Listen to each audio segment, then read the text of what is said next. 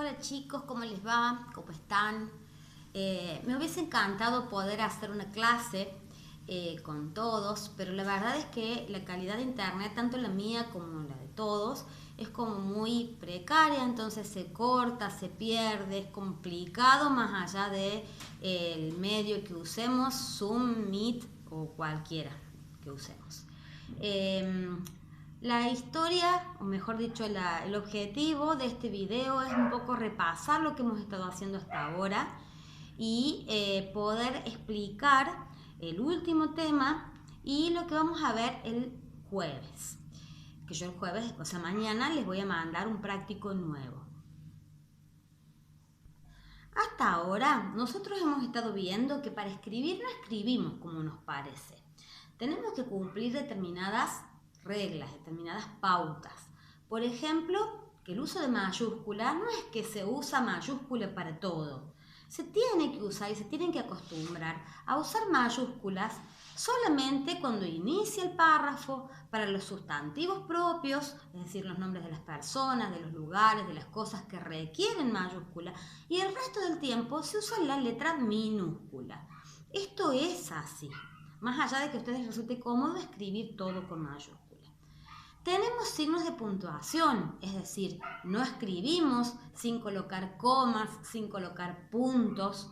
Los puntos van cuando termina la oración. Cuando yo tengo una idea completa y la termino, ahí va un punto y automáticamente empiezo con mayúscula. Luego puedo seguir con otra oración y en cada párrafo, que es hasta el punto y aparte, se van tocando subtemas. Es decir, un texto puede tener un tema general, por ejemplo, la célula, y luego yo voy a poner en cada párrafo algo de la célula. Por ejemplo, en el primer párrafo voy a definir qué es una célula, en el segundo párrafo voy a decir cómo es la célula, en el tercer párrafo qué características o qué clasificación tiene, ¿sí? Quiere decir que ahí voy a ir proyectando el tema. Por eso es importante el punto y aparte. Uno no puede escribir así como viene, desde que le sale, desde el corazón hasta el final y así, punto final. Punto final es cuando realmente es un punto final y en el medio, entre el comienzo y el final, hay un montón de otros puntos, ¿sí? Cada párrafo empieza con un espacio en el primer renglón que se llama sangría. A eso también se tienen que acostumbrar a usarlas. Sangría mayúscula, hasta el punto y aparte. Esto es lo que marca el párrafo. Lo que hablamos en el último trabajo práctico eran los elementos de la narración. En este sentido, ¿qué elementos podemos utilizar en este género narrativo? El género narrativo, si recordamos, son todos aquellos textos que nos cuentan algo, que nos relatan algo, nos narran algo. Nos cuentan hechos, noticias, novedades. Lo que pasa es que para ser parte de lo literario, las noticias quedan afuera, porque las noticias no son para entretener ni para crear algo bello. En cambio, los cuentos, las novelas, las leyendas, los mitos, sí. Todos estos géneros narrativos tienen elementos en común.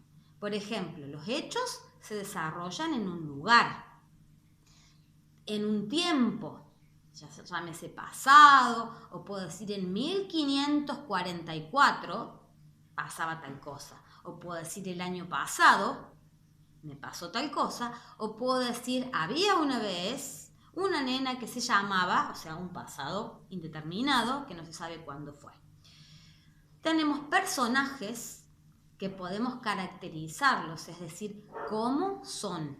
Cuando yo pido caracterizarlos, ustedes, además de nombrarlos, tienen que decirme cómo son. Si no, yo en la pregunta les pondría nombre los personajes del cuento. Y no, les pido nombre y caracterice los personajes del cuento. Entonces, los personajes, los hechos, es decir, lo que ocurre, y un narrador. Una cosa es el autor, que es el que escribe la historia. La escribo yo, Gabriela Jornet, me siento acá y escribo un cuento. El protagonista del cuento es un enano. Un enano, varón, barbudo, orejudo, travieso. Ese es el protagonista del cuento.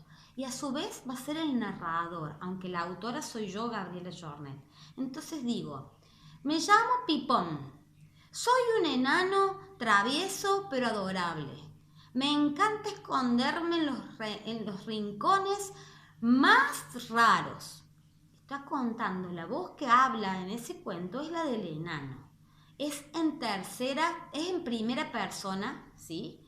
Yo soy un enano me digo que soy travieso, que soy terrible.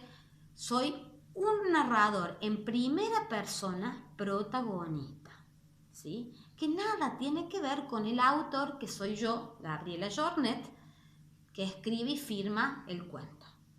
Yo puedo escribir un cuento pensando que el que va a hablar es el televisor. Soy un televisor que a veces anda bien y a veces anda mal. Cuando anda mal, mi papá le pega un chirlo y entonces se acomoda la imagen. El que habla es el televisor, ese es el narrador. También puede haber un narrador en tercera persona, que es como que yo mirase por una ventana y contase todo lo que pasa. La vecina de enfrente salió a barrer la vereda y se apoyó en la vereda porque se puso a chusmear con la vecina de al lado. Eso lo estoy contando en una tercera persona como espiando a las otras. Eso es un narrador en tercera persona testigo. Ahora, si yo además de ver, yo sé, me imagino lo que están sintiendo, lo que están hablando, eso es un narrador en tercera persona omnisciente, es el que lo sabe todo. Entonces yo digo, la vecina de enfrente salió a barrer la vereda, se apoya en la escoba y piensa que hoy va a ser un día terrible porque tiene que comprar un montón de cosas, limpiar la casa, preparar un postre y festejar el cumpleaños de su hijo menor. Todo eso que piensa, yo no lo puedo saber de solo mirarla.